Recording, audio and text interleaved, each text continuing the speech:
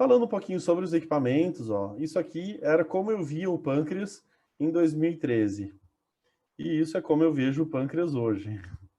Olhem a diferença do meu primeiro equipamento de ultrassom para o meu último equipamento de ultrassom. Graças a Deus, gente, eu falo assim com muita alegria dessa diferença, porque eu comecei lá de baixo, né, comprando aparelho financiado, fazendo dívida, né, passando apertado, trabalhando, ralando para conseguir pagar o equipamento, né, até conseguir chegar num equipamento de excelência que eu estou hoje e que forma imagens lindas, né, e que me permite chegar a diagnósticos maravilhosos. Então, a gente passou por tudo isso, né, por todas essas mudanças. Esse aparelho eu adquiri em 2009 e vendi em 2013. Aí aí depois já passei para os equipamentos de tela plana. Esse aqui, que é o DCN2, que é o que eu estou atualmente, ele é um aparelho fixo, tá? Um aparelho estacionário. E gritante a diferença, né, pessoal? Graças a Deus. Então, a gente está numa fase, numa época em que iniciar na ultrassonografia está muito mais simples, porque os equipamentos estão muito melhores, tá? Então, e o acesso à informação também está mais fácil, né? Quando eu comecei a fazer ultrassom, gente, nem existia o WhatsApp, né? A gente teve uma mudança tecnológica tão rápida, tão grande, né? Tão intensa, e hoje a gente está com várias pessoas aí de vários lugares do Brasil assistindo a aula aqui ao mesmo tempo, vendo as imagens e tudo mais, e uma, né, uma informação sendo compartilhada de uma maneira muito mais rápida, muito mais fácil, né? Então, tudo isso tem favorecido bastante. Eu já tive algumas experiências interessantes, então aqui eu estava fazendo ultrassom numa onça pintada, ela era imensa, e o aparelho dava conta de fazer esse exame, porque tem dois transdutores, né? Tem um transdutor com uma frequência mais baixa, e aí eu conseguia fazer imagens boas, mesmo num animal tão grande, né? Aqui numa onça parda também, né? Que eu tive a oportunidade de trabalhar com esses animais que são incríveis e são muito legais. E outros animais, como esse hamster, que são do tamanho do transdutor, né? Então, um bicho que é maior que eu, e aí, de repente, chega o próximo paciente e é um bichinho do tamanho do transdutor, né? Minúsculo. Então, essa diferença do porte do paciente interfere muito na questão da imagem. E quando a gente tem o equipamento ideal e com os transdutores ideais, a gente consegue fazer tanto do animal bem pequeno quanto do animal bem grande, né, e dos tamanhos intermediários também de paciente, quando a gente tem a ferramenta certa na mão, tá? E aí agora a gente vai falar um pouquinho sobre isso. Ó, aqui eu estava com uma cobra, ela tinha uma neoplasia aqui na região da cloaca, tá? A gente fez uma citologia dessa neoplasia, eu fiz a citologia guiada, e depois ela foi para a cirurgia, fez a ressecção cirúrgica, né, e ficou bem, era uma corn snake. Gente, essas corn snakes, elas são umas figuras, elas são muito legais, né? Eram várias cobras do tutor e elas ficavam soltas dentro do apartamento, então estavam acostumadas com manipulação, são super boazinhas, né? E eu que sou uma pessoa que sempre tive muito medo de cobra e consegui fazer esses exames assim de uma maneira bem interessante e foi realmente muito legal. Bom, agora a gente vai entender um pouquinho sobre ultrassom e saber por que eu consigo fazer de uma cobra fininha até de uma onça parda, uma onça pintada, que é um ultrassom, que é um paciente enorme, né? Por que então que eu tenho esse dinamismo todo quando se trata do meu aparelho de ultrassom, né? Então a gente tem os aparelhos fixos, né, os estacionários, que é o tipo de equipamento que eu estou trabalhando hoje, os aparelhos portáteis e os aparelhos wireless, os aparelhos sem fio, né, que se conectam a um celular ou a um tablet, como esse daqui. Quando a gente fala desses wireless, desses aparelhinhos sem fio, e eu resolvi colocar eles em aula, porque todo curso tinha alguém que me perguntava, professor, qual que é a sua opinião sobre esse aparelho? E, gente, não adianta. Vocês acham que esse aparelho vai fazer tudo que um aparelho grande faz? Não, ele é limitado, tá? Ele é bom? É. Mas para algumas coisas específicas ele é bom. Ele vai trabalhar com uma faixa de frequência. Então, você vai escolher que você vai comprar esse aparelho, se você vai comprar com um transdutor de alta frequência ou de baixa frequência. Então, ou você vai conseguir fazer só de animais grandes ou só de animais pequenos. não vai conseguir pegar os dois portes de animal. E normalmente a resolução de imagem dele não é tão bacana assim para fazer uma classificação do aspecto do parênquima, como está aquele parênquima, como está a textura daquele órgão, enfim, né? Esse tipo de equipamento ele é mais utilizado para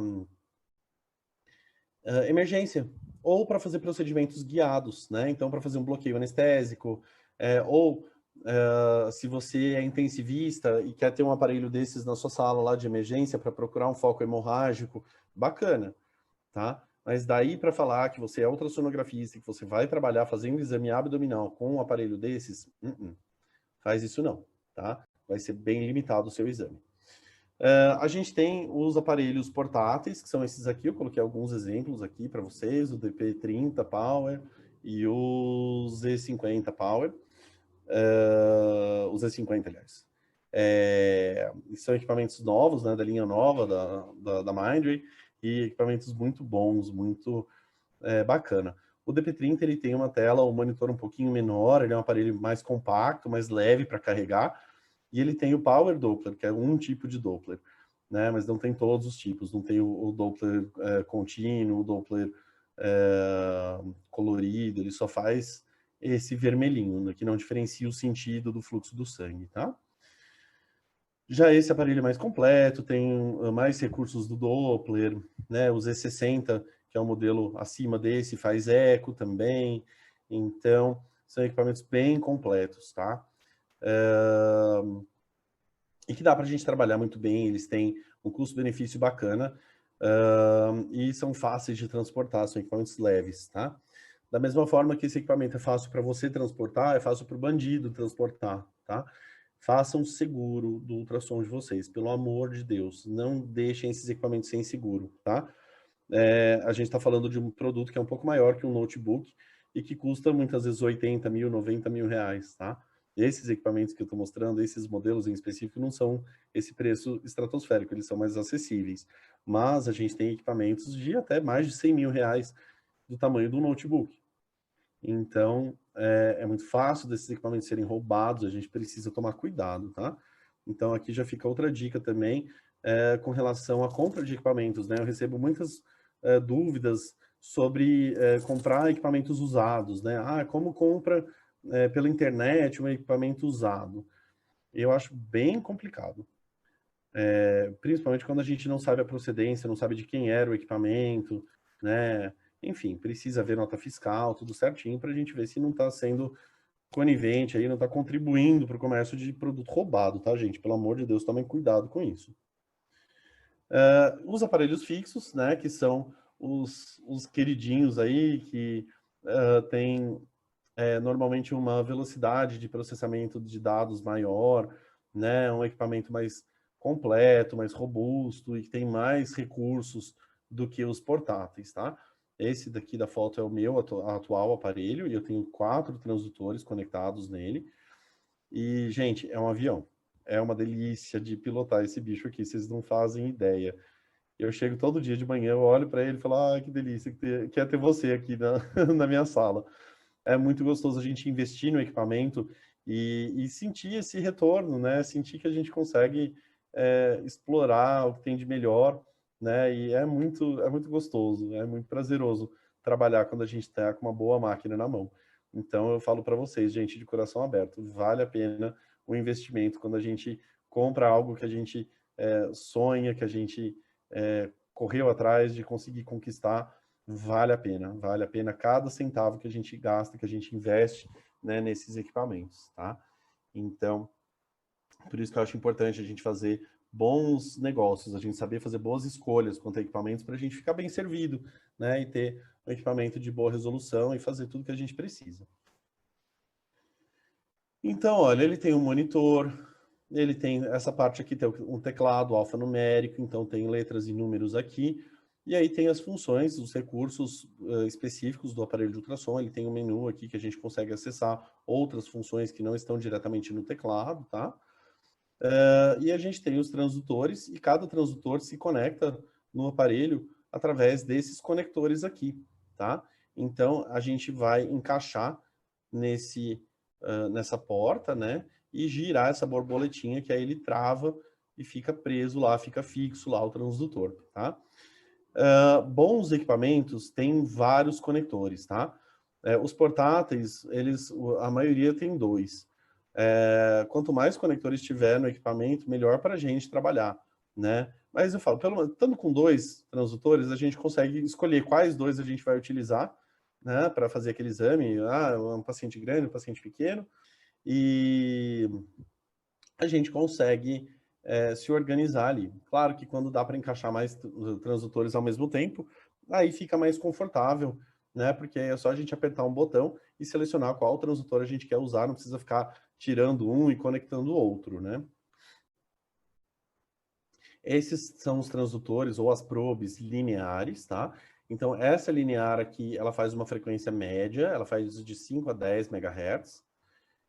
Eu uso para fazer abdômen, então para fazer avaliação de baço, de alça intestinal de gato, pâncreas, adrenais, linfonodos, todas as estruturas mais superficiais, testículos, próstata, eu uso sempre esse transdutor aqui para avaliar, tá? Esse aqui é um linear de alta frequência, ele faz de 10 a 14 MHz. Esse aqui eu uso para fazer pescoço de cachorro muito pequeno, tipo um Yorkshire, para fazer avaliação de paratireoide. Com certeza eu vou nesse transdutor aqui, que tem uma frequência mais alta. E quanto mais alta é a frequência, melhor é a resolução da imagem, tá? E aí, eu tenho aqui a probe convexa, que é uma probe de baixa frequência, um transdutor de baixa frequência, ela faz de 2 a 5 MHz. Então, para fazer uma onça, ou um Rottweiler, um São Bernardo, um cachorro muito grande, eu faria com uma frequência mínima aqui, uma frequência de 2, 3,5, já seria o suficiente para eu poder fazer uma boa avaliação. E o transdutor microconvexo, que ele faz de 5 a 8,5 MHz de frequência, então uma frequência intermediária, e vai bem para cachorros de porte pequeno, de porte médio. Então aqui até um Cocker, um Beagle, eu consigo fazer bem com esse transdutor. Às vezes um cachorro até um pouquinho maior. Hoje eu fiz uma SRD de um porte médio para grande, assim, ela tinha acho que uns 25, 26 quilos, mas ela era bem magrinha, com tórax bem profundo. Tinha alguma mistura de pastor alemão no meio. Eu fiz com esse transdutor aqui e ficou show de bola. As imagens ficaram ótimas, tá? Então é importante, quando a gente tem vários transdutores, a gente consegue escolher qual é o transdutor melhor para aquele porte de animal, né? E aí, ou para aquela estrutura específica. Às vezes, é um cachorro enorme, mas eu vou fazer avaliação de testículo, que é superficial. Ou fazer uma avaliação de olho, né? Que é uma estrutura superficial e que eu vou ter poucos centímetros de profundidade aqui do meu feixe sonoro para conseguir avaliar o que eu preciso.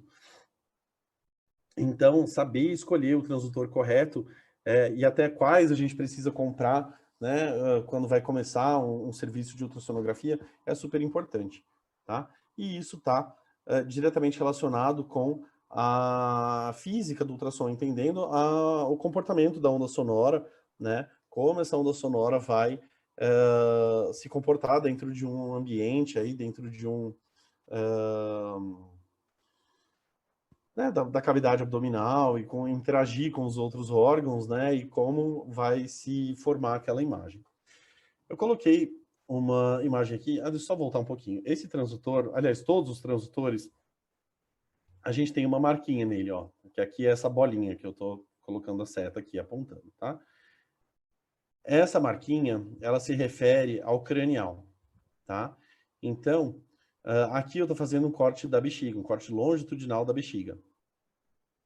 E aquela marquinha do cranial corresponde a esse M, tá? Então, se eu estou com o meu transdutor, com aquela marquinha apontando no sentido cranial do paciente,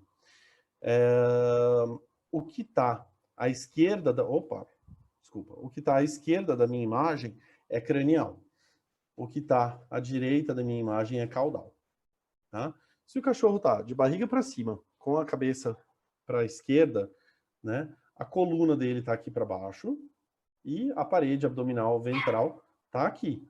Então, nessa região aqui, eu tenho a parte ventral do meu paciente, aqui a parte dorsal. E, estando com essa marquinha apontando no sentido cranial do meu paciente, o que está à esquerda é cranial, o que está à direita é caudal, tá? Então, cranial, caudal, ventral e dorsal, tá? Porque a coluna está passando aqui por baixo, tá bom? Então, essa orientação aqui ela é extremamente importante, tá? Para a gente saber onde está, que parte do órgão a gente está avaliando, principalmente quando a gente está falando da bexiga. Ah, é na parede, na margem cranial da parede da bexiga, por exemplo, né? Que é essa porção aqui. Ou, depositada na parede dorsal da bexiga, vejo bastante sedimento, né? E aí eu posso fazer aquela manobra do balotamento, de balançar a bexiga e ver esses microcálculos entrarem em suspensão, esse sedimento todo se remexer aí dentro da bexiga, tá? Bom, quando a gente fala